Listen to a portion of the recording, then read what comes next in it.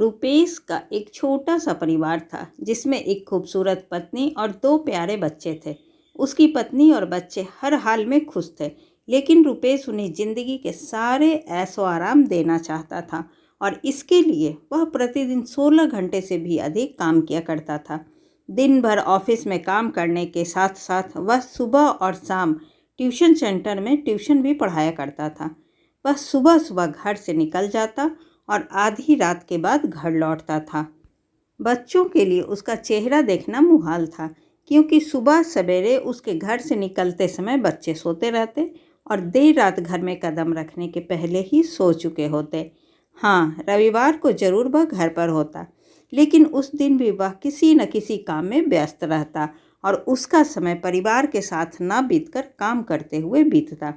परिवार उसके साथ क्वालिटी टाइम बिताने का बस इंतज़ार करता रह जाता। पत्नी अक्सर उससे कहा करती कि उसे घर में वक्त बिताना चाहिए, बच्चे उसे बहुत मिस करते हैं। उस वक्त वह यही जवाब देता कि ये सब मैं उनके लिए ही तो कर रहा हूँ। बढ़ते घरेलू खर्च और स्कूल खर्च के लिए मेरा ज़्यादा काम करना ज़रूरी है। मैं उन्हें एक अच्छी ज़िंदगी देना चाहता हूँ। रुपेश की यह दिनचर्या बरसों जारी रही। बस यूं ही परिवार को अनदेखा कर कड़ी मेहनत करता रहा। इसका प्रतिफल भी उसे मिला। उसे पदोन्नति प्राप्त हुई, आकर्षक वेतन मिलने लगा। परिवार अब बड़े घर में रहने लगा। खाने पीने और अन्य सुविधाओं की उन्हें कोई कमी न रह गई। लेकिन रुपेश का यूं ही काम करना जारी रहा। वह अधिक से अधिक पैसे कमाना चाहता था। पत्नी पूछती कि आप पैसे के पीछे क्यों भाग रहे हैं? हमारे पास जो है हम उसमें खुश रह सकते हैं। तो उसका जवाब होता कि मैं तुम्हें और बच्चों को दुनिया जहां की खुशियां देना चाहता हूं। बस कुछ साल और मुझे मेहनत करने दो। पत्नी चुप हो जाती। 2 साल और बीते।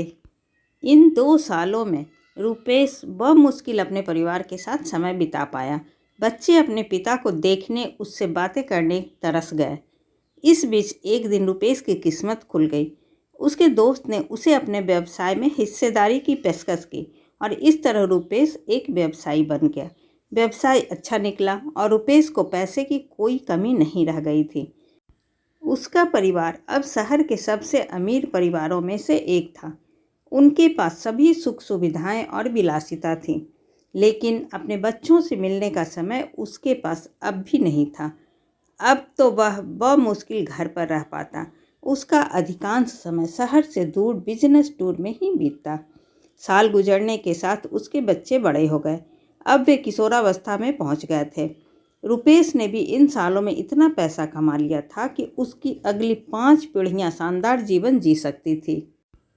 एक दिन रुपेश के परिवार ने छुट्टी बिताने समुद्र तट स्थित अपने घर जाने की योजना बनाई। बेटी ने उससे पूछा, पापा क्या आप एक दिन हमारे साथ बिताएंगे? रुपेश ने जवाब दिया, हाँ जरूर। कल तुम लोग जाओ, मैं कुछ काम निपटाकर 2 दिन में वहाँ पहुँचता हूँ। उसके बाद का मेरा पूरा समय तुम लोगों का है। पूरा परिवार बहुत खुश हो गया। वे समुद्र तट स्थित अपने घर पर चले गए। 2 दिन बाद रमेश वहाँ पहुँचा, लेकिन उस दिन उसके साथ समय बिताने कोई नहीं था। दुर्भाग्य से वे सभी उस दिन सुबह आई सुनामी में बह गए थे। रुपेश अपनी पत्नी और बच्चों को कभी नहीं देख सकता था। करोड़ों की संपत्ति होने के बाद भी वह उनके साथ का एक पल नहीं खरीद सकता था। वह पछताने लगा।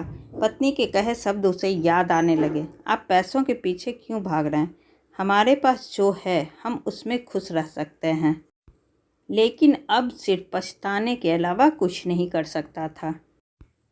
ऐसी ही अच्छी, मज़ेदार और ज्ञानवर्धक कहानी सुनने के लिए प्लीज़ आप मेरे चैनल को सब्सक्राइब ज़रूर करें। तब तक के लिए बाय बाय।